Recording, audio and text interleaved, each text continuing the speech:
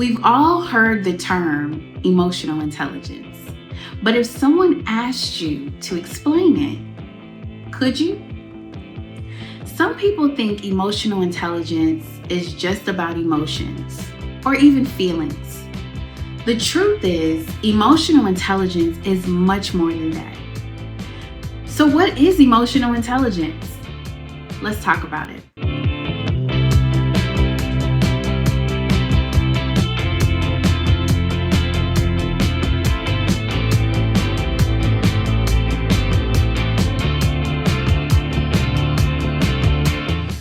Hi, my name is Yvette, and I'm a certified social and emotional intelligence coach. And on this channel, we talk all things emotional intelligence. And today, we are talking about what emotional intelligence is. We've talked about it before. We want to keep talking about it, keep educating people, and providing language around what emotional intelligence actually looks like. What is it?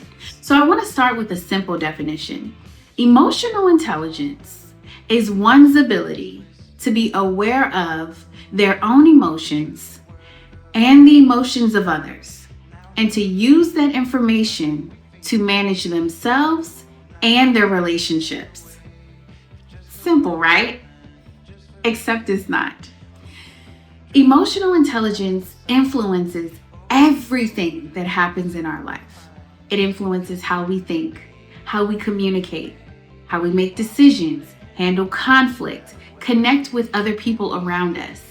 Emotional intelligence touches every area of our lives. And yet so many people do not know what it really is, and they also don't know how to exhibit it. In all fairness, who taught us how to be emotionally intelligent? I'll wait for it. No one. We didn't learn it in school. We likely didn't learn it in college. We learn by doing, oftentimes.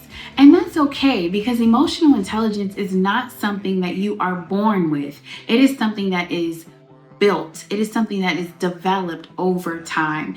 Some people are naturally inclined to be more emotionally intelligent, and maybe it's because they had a caring adult in their lives who demonstrated emotional intelligence. But oftentimes, most people are just figuring it out as they go, which is why this channel exists. So I want to talk about the 4 components of emotional intelligence, because it's not just a definition. There's a 4-quadrant model, which is kind of theoretical, but I'm going to make it real for us, okay? Emotional intelligence has 2 sides. It has self and it has other. Both sides are very important, but the self side is the foundation. If you can't get the self side correct, if you can't develop those skills, the other side, the world, the external component of emotional intelligence will never come to fruition. So self-awareness is the cornerstone of everything related to emotional intelligence. It's all about trying to recognize how you feel and why you feel that way. Thinking about who you are and recognizing how you show up in the world. Identifying your inner world and being able to put language to it. Understanding what's happening inside of you, things that no one else can do for you. It takes things like self-awareness, it takes self-reflection, it takes self-examination. It is an opportunity for us to really truly understand who we are, the things that we are great at, like our strengths, our weaknesses, our triggers, our blind spots. All of that happens in the self-awareness category, and it is lifelong work. Even as a certified social and emotional intelligence coach, I am continuously working on developing my self-awareness, understanding how I'm changing and evolving and how I am showing up in the world as a result. Making decisions about who I am and if I want to change anything, and really celebrating and playing up the things that I love about myself, okay? Self-awareness can be developed. The second quadrant is self-management. So if you look at the quadrants, you look down, is self-management on the self side. If you take everything that you know about yourself and you decide to manage it, to regulate it, to, as I like to say, like a radio button, turn up the things that really are great and turn down the things that maybe are not so great. then that is what self-management is all about. It's about managing yourself, but you can't manage what you are not aware of. On the left side, we move from self to other, to the world, to the external component. The first side is internal, the second side is external. So then we start getting into social awareness, trying to understand other people, trying to understand how others may feel and what they experience, empathy, being able to read the room, walking into a room and recognizing there's a certain temperature in the room and being able to pick up on that temperature and then manage yourself as a result of that temperature. That's all about social awareness. And again, no one teaches us this stuff.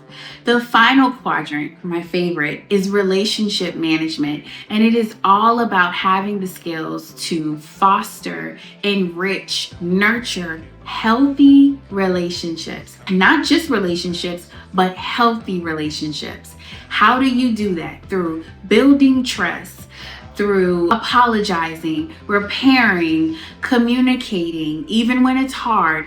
All of those things and those skills happen in the relationship management quadrant.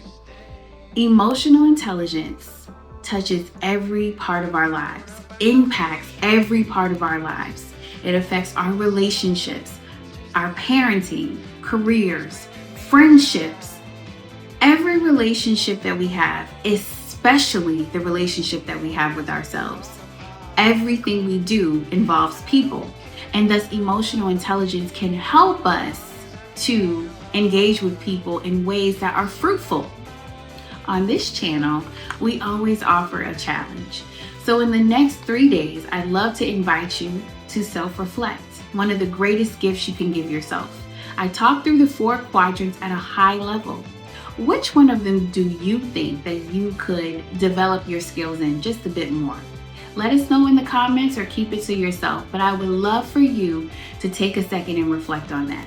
If you found this video to be valuable, I would love for you to like, subscribe, comment below, and share this channel with others. And until next time, life does not have to happen to us. We can happen to life. Take care.